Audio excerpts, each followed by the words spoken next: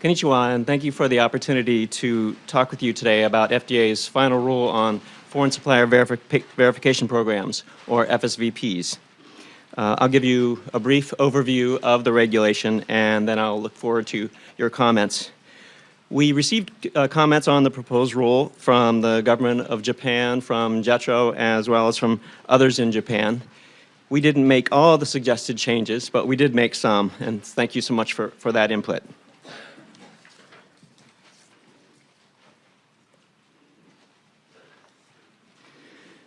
I'll begin by noting some of the key principles of the FSVP regulation. The final rule will, for the first time, require most food importers to take specific steps to ensure the safety of the food they import. There are certain verification requirements now for juice and seafood products, but for the first time, FSVP will extend similar requirements to all food importers. And consistent with other FSMA rules, FSVP is designed to be risk-based because it takes into account differences among the types of hazards, the types of importers of food, as well as the types of foreign suppliers. As I'll discuss in more detail later, the rule gives importers flexibility in meeting the requirements to accommodate modern global supply chains, particularly by allowing importers to rely on activities that are conducted by others. And the rule is very closely aligned with the supply chain program provisions of the preventive controls regulations that Ms. Scott discussed this morning to avoid imposing redundant requirements and ensure a level playing field for domestic and foreign suppliers. I also want to emphasize that except for the requirement for the FSVP importer to ensure that it is identified at entry in the United States as the importer of the food, FSVP will not change entry procedures. The rule doesn't require verification of FSVP compliance at entry, and it doesn't require verification of the supplier's compliance with preventive controls or produce safety, for example. We will be inspecting importers as part of our overall food safety compliance oversight program. Consistent with the FSMA, the regulation requires importers to develop FSVPs to provide assurances that their foreign suppliers are using processes and procedures that provide the same level of public health protection as those required under the preventive controls or produce safety provisions of FSMA and the regulations implementing those provisions. This standard allows flexibility consistent with our trade obligations for a foreign supplier to use a different procedure or process than required specifically under the preventive controls or produce safety regulations if that process or procedure provides the same level of public health protection. FSVPs also need to ensure that the food being imported is not adulterated and isn't misbranded with respect to allergen labeling.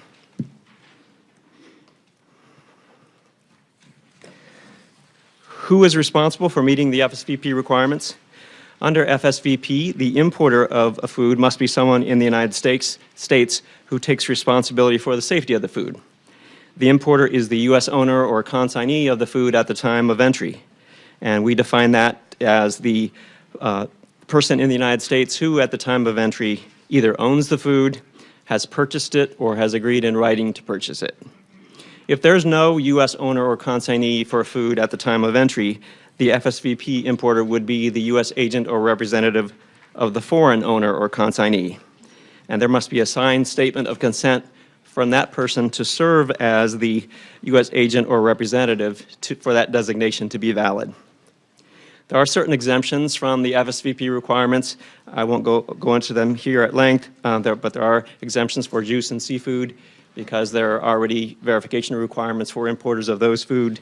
There's another exemption for alcoholic beverages and some others, some of them similar to those that Ms. Scott mentioned with respect to preventive controls.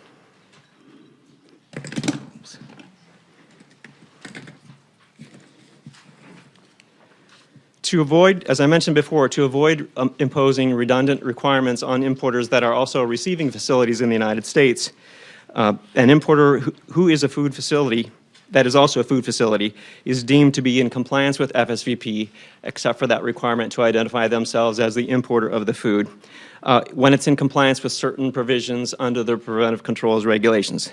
These include when it has a supply chain program for the raw material or other ingredient that it imports, when it implements preventive controls for the food that it imports, and when it's not required to implement a preventive control under certain circumstances related to when the customer or a subsequent entity in the United States is addressing the hazards in the food, or when the importer has determined that a food can't be consumed without application of a control.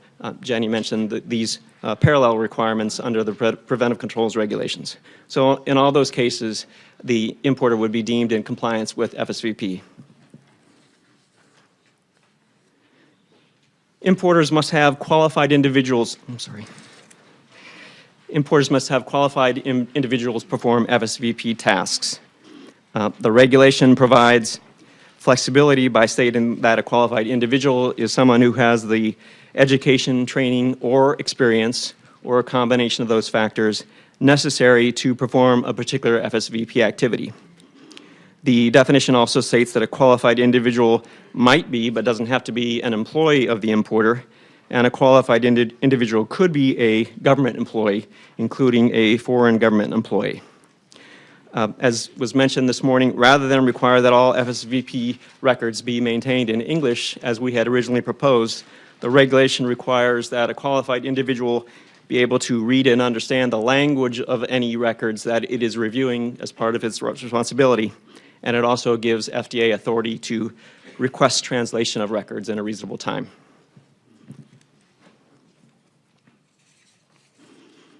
Importers will be required to analyze the hazards in the foods that they import.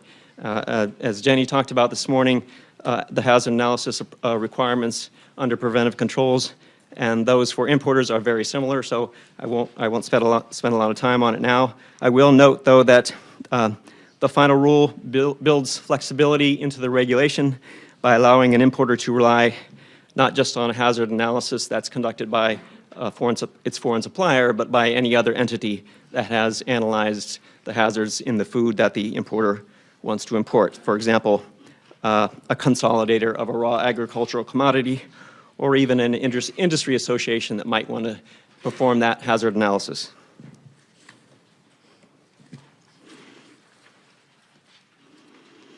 Also very similar to the supply chain provisions that Jenny talked about this morning, FSVP requires importers to consider certain characteristics of a potential foreign supplier, as well as the risk posed by a food, both in approving the suppliers and in deciding what are the appropriate supplier verification activities to conduct and to perform them.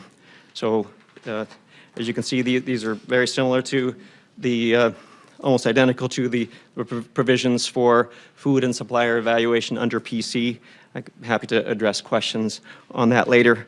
I would note that the importer must reevaluate the food and the foreign supplier when they become aware of new information about these factors, or at least every 3 years.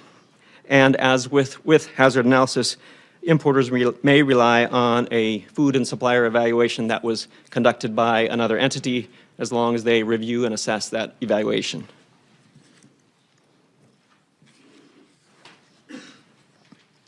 Also, similar to, as Jenny discussed with preventive controls, importers must establish and follow procedures to ensure that they receive food from the suppliers that they have approved. But the rule also gives suppliers ability to use unapproved suppliers, if needed, on a temporary basis when they subject the food to verification, such as by testing it or perhaps reviewing lot records of the food.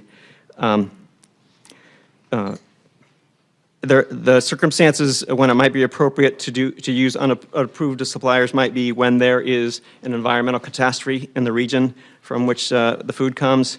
That might be related to, for example, a flood or a drought or an earthquake, or, for example, if there were to be an equipment breakdown in the sole supplier of the food.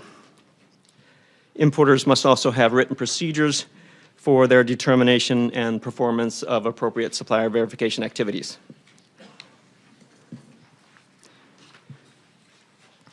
So based on the food and the supplier evaluation that the importer conducts or reviews, the importers will need to determine what appropriate verification activities to conduct and how frequently they should be conducted. Again, as Jenny mentioned this morning, some of the activities include on-site auditing, sampling and testing food, reviewing relevant food safety records from the supplier or some other appropriate measure. And as Jenny noted this morning, the default approach when there is a serious hazard in the food would be to conduct annual on-site auditing, but here there's also the potential for an importer to conclude that perhaps because of a long-standing relationship with a high-performing supplier, perhaps less frequent auditing, possibly with some other form of verification might be appropriate.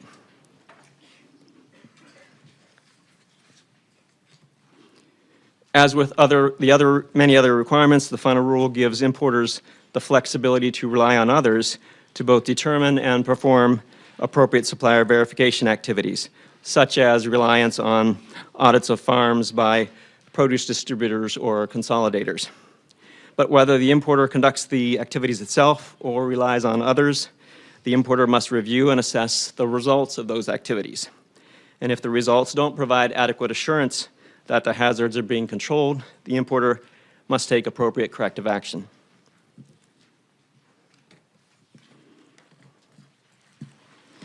I want to say a few words about a particular type of verification activity, that is on-site audits. Audits relied on for FSV purposes must be conducted by a qualified auditor, and a qualified auditor is someone who has the education, training, or experience, or a combination of those factors necessary to perform on-site audits of foreign suppliers under this FSVP regulation.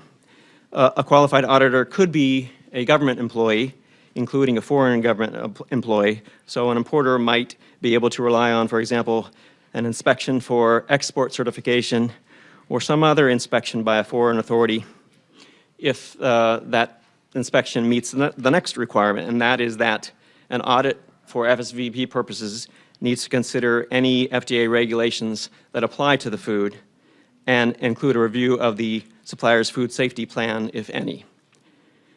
If the supplier is in a country with a food safety system that FDA has officially recognized as comparable to ours or determined to be equivalent, the audit might consider that country's relevant laws and regulations. I also want to note that an importer may substitute the results of certain inspections for on-site audits if the inspection was conducted within 1 year of when the audit was required.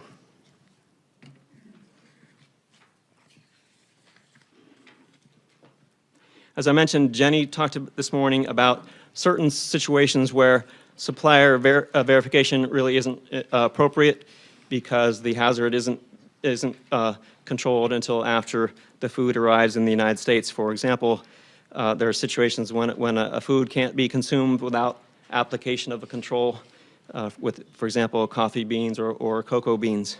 And also the case when the hazard is controlled by the importer's customer or some subsequent entity in U.S. distribution. In that case, the importer would need to disclose that a certain hazard has not been controlled and obtain certain written assurance from its customer.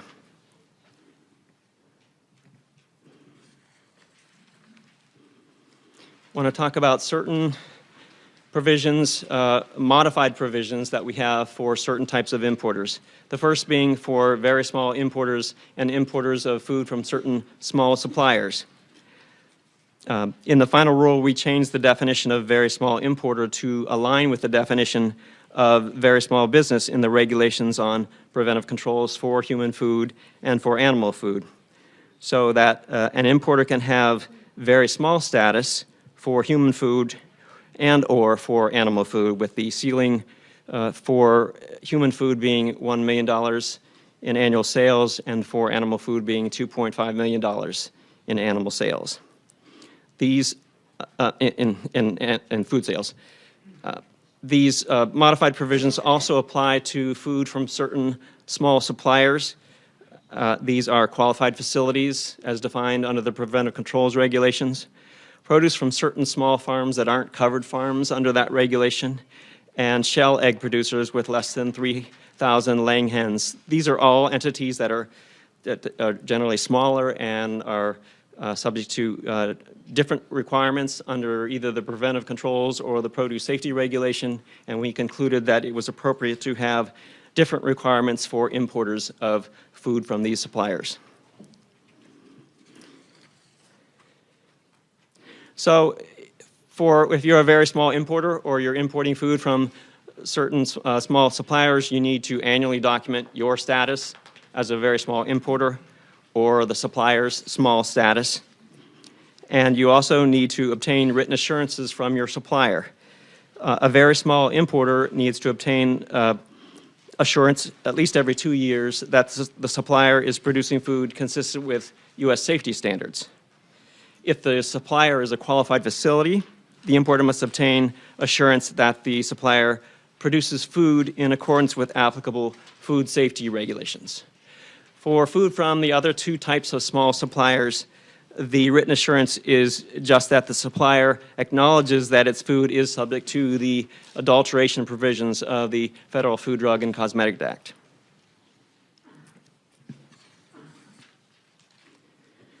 The other set of modified requirements I want to talk about concerns food from suppliers in countries with comparable or equivalent food safety systems. The agency has for years now been developing a systems recognition initiative under which we conduct a comprehensive assessment of a country's food safety system to determine whether it provides a similar level of protection as that offered under the U.S. system and a similar level of oversight and monitoring. To date, we have entered into a systems recognition agreement with New Zealand, and we are conducting reviews of Canada and Australia. Under the FSVP rule, certain types of food from foreign suppliers in countries with comparable or equivalent systems would not be subject to most of the FSVP requirements if certain requirements are met. These modified requirements that I'm talking about would apply to food that is not intended for further manufacturing or processing in the United States. So that includes packaged food products as well as raw agricultural commodities that will not be commercially processed before consumption.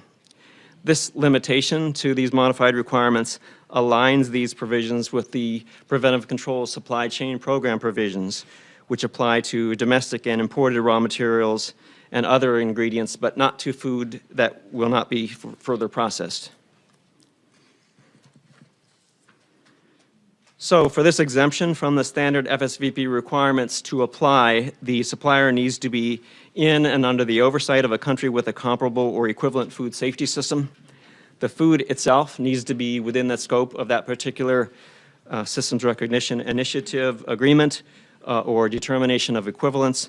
And the foreign supplier needs to be in good compliance standing with the food safety authority in the comparable or equivalent country, and that is as appearing on a list or any other type of designation that the food safety authority chooses to indicate that a supplier is in good compliance standing.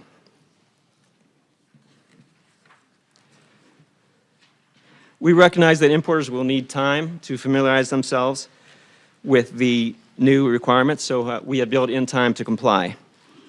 The earliest that anyone will need to comply with FSVP is May 2017. If the importer's foreign supplier is subject to either the preventive controls or the produce safety regulation, the importer won't be required to comply with FSVP until 6 months after the supplier must comply with those underlying regulations. This could result in several different FSVP compliance dates for importers depending on the type of food that they import and the size of their suppliers.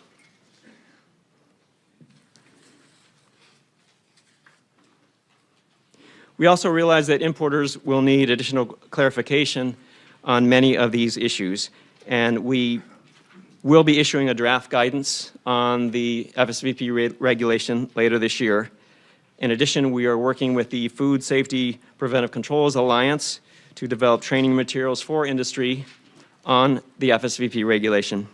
And we have also been hosting and participating in several webinars and meetings like this to provide information on FSVP and other FSMA regulations.